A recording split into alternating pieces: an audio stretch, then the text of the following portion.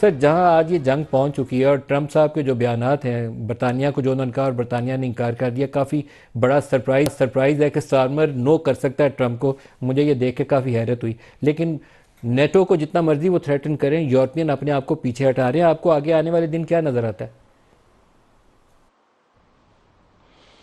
ایک تو یہ کہ عالمی نظام میں بہت بڑا بگاڑ آ گیا ہے اور خلیجی ریاستیں اس حملے کی زد میں آئی ہیں جو امریکہ کی حلیف تھی. تو اس کے بعد امریکہ نے ان سے پوچھے بغیر یہ حملہ کیا ہے. ایک اور جو نتیجہ ہوا اس جنگ کا وہ یہ ہے کہ دنیا نے یہ دیکھا کہ امریکہ تنہا کھڑا ہے، یعنی اس کے ساتھ اسرائیل ہے لیکن جو اس کے نیٹو کے دوسرے ارکان ہیں وہ کھڑے نہیں ہیں. اس کے علاوہ جو دوسرے ممالک ہیں وہ بھی ان کی بات سننے کے لیے تیار نہیں، نہ چین بات سن رہا ہے نہ روس بات سن رہا ہے، کیونکہ امریکہ ایک عالمی طاقت ہے. لیکن جیسے کہ آپ نے پروگرام کے آغاز میں کہا کہ اتنی بڑی مس کیلکولیشن کی ہے، جو نیٹو کے ارکان کو مجبور کیا جا رہا ہے. مثال کے طور پر جو ترکی کے اوپر حملے ہوئے ہیں اس کے ذریعے ترکی جو ہے وہ نیٹو کا ایک رکن ہے اور وہاں آرٹیکل 5 انووک کرنے کی کوشش کی جا رہی ہے، جس کے مطابق ایک ملک کے اوپر حملہ باقی تمام ملکوں کے اوپر یا باقی تمام نیٹو کے ارکان کے اوپر حملہ تصور کیا جائے گا. لیکن ابھی برطانیہ کے فارمر آرمی چیف نے ایک بیان دیا ہے اور یہ مطلب یہ آتھرائزڈ بیان ہوگا. انہوں نے یہ کہا ہے کہ یہ نہیں ہو سکتا کہ نیٹو کا ایک رکن جو ہے خود اپنا فیصلہ کر کے کسی جنگ میں جائے اور اس کا دفاع نیٹو کے ارکان کریں. نیٹو کے جو پورے کا پورا ڈاکٹرن ہے وہ دفاعی ہے، اوفینسو نہیں ہے، اور اس میں باہمی مشاورت پہلے ضروری ہے. دوسرا جو خود آپ نے ایک اور اس کی طرف اشارہ کیا کہ جو عالمی منڈیوں پہ بحران آ گیا ہے اس کی وجہ سے صدر ٹرمپ نشانہ تنقید بن رہے ہیں. وہ یہ ان کی صدر شی جن پنگ کے ساتھ ایک ملاقات تھی، وہ بھی جو ہے اس میں تاخیر کا امکان ہے.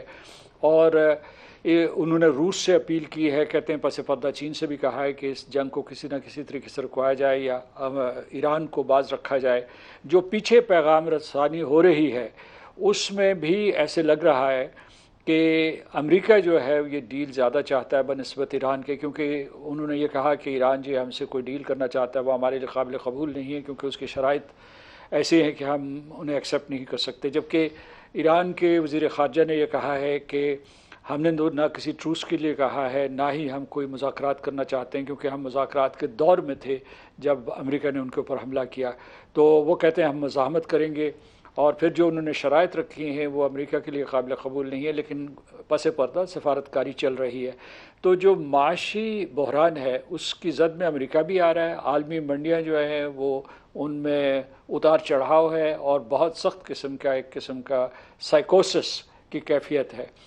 تو اس وجہ سے یہ ہے کہ اس سے پاکستان بھی متاثر ہوا ہے. میں پاکستان جی فرمائیے. مسعود صاحب آپ کو یہ نہیں لگتا کہ یہ جو گلوبل آپ نے بلکہ ایک جملے میں ذکر بھی کیا، جو گلوبل الائنسز ہیں وہ شاید ری ڈرا ہوں اس ایران وار کے بعد، پہلے والی صورت برقرار نہیں رہ پائے گی، کچھ نئی صورتحال بنے گی؟ جی بالکل درست ہے. اور جو ہے خلیجی ریاستوں کے ایک بلکہ قطر کے ایک جو سابق وزیر اعظم ہیں ان کا نام ہے حمد بن جاسم، انہوں نے ایک تجویز دی ہے کہ یہ جس طریقے سے انہوں نے اپنے آپ کو غیر محفوظ کیا، ان کا کہ خلیجی ریاستیں اور ترکی اور پاکستان کو ایک قسم کا ملٹری معاہدہ کرنا چاہیے جیسا کہ نیٹو کا ہے، مسلمان ممالک کا بھی ایک نیٹو ہونا چاہیے تاکہ وہ اپنا دفاع کر سکیں. تو اس سے میں یہ نہیں سمجھتا کہ یہ ایسا فوری طور پر ممکن ہو جائے گا. اور کیا اس میں کسی وقت جو ہے ایران جیسے ملک کو بھی شامل کیا جا سکتا ہے، یا اسلامی تعاون تنظیم جس کا کوئی ملٹری مسل نہیں ہے، جس کا کوئی ملٹری ڈاکٹر نہیں ہے، کیا وہ اس کے بارے میں سوچ سکتے ہیں؟ لیکن ایک چیز جو آپ نے جو اس سوال میں ایک قسم کا جواب دے دیا وہ یہ ہے کہ ری ڈرا ہو چکی ہیں. یعنی اس وقت جو ہے جو بین الاقوامی پولیٹیکل الائنسز جو ہیں وہ ریکنفگر ہو گئی ہیں. وہ مطلب ان کے پورے کا پورا ایک نیا نقشہ ترتیب پا رہا ہے. خود جو ہے یعنی امریکہ کے اپنے نیبرہڈ میں لاطینی امریکہ باغی ہے، جو مارک کارنی ہیں کینیڈا کے، انہوں نے ایک الگ سمت کر لی ہے اور وہ سلسلے میں وہ کہتے ہیں کہ ہم جو ہے آرکیٹیکٹ کا خود دفاع کریں گے، اور اس کے وہ اپنی جو ہے افواج کے اوپر سرمایہ کاری کر رہے ہیں. اور وہ کہتے ہیں ہم پھر انہیں کہا کہ جناب آپ نئے ہرموز میں مدد کرو. ان کا ہم نہیں مدد کرتے کہ ہم تو دنیا کو تیل بیچتے ہیں اور اس سلسلے میں ہم خود کفیل ہیں بلکہ سرپلس ہے ہمارے پاس. اسی طریقے سے جو سر ہے مسعود صاحب صدر دو ٹرمپ تین کی جو چیزیں ہو رہی ہیں نا قریب بیک ترین وقت ہوئی ہیں. حلیف تھے پہلے ٹرمپ صاحب نے وہ جو ٹیرف وارز شروع کی تھیں، ٹیرف وارز کے نتیجے میں کینیڈین پرائم منسٹر جو تھے وہ چین کا وزٹ کر کے گئے، اسٹارمر آئے وہ چین کا وزٹ کر کے گئے. انڈیا کے ساتھ یورپین یونین نے ایک ایسی ڈیل کی جسے وہ مدر آف آل ڈیلز کہتے تھے کہ ہم نے نئی ڈیل کر لی. اب یہ جو ایران وار ہے جب بھی ختم ہو اور جس شکل میں بھی ختم ہو، گلف ریاستوں کو یہ طے تو کرنا پڑے گا نا کہ وہ اڈے امریکہ کو دے کے محفوظ ہیں یا امریکہ کو اڈے دے کے وہ زیادہ ولنریبل ہو گئے ہیں، کیونکہ امریکہ ان کو ڈیفینڈ تو کر نہیں تھا. تو اڈے کیوں دیے ہیں انہوں نے؟ قطر پہ جو پچھلے سال بھی حملہ ہوا تھا اسی اڈے سے العدید ایئر بیس سے آئل ٹینکر اڑے، انہیں اسرائیلی جہازوں میں تیل ڈالا اور انہوں نے جا کے دوحہ کے اندر ہی اٹیک کر دیا. تو at some stage they have to think about it کہ اپنا دفاع کیسے بہتر کرنا ہے.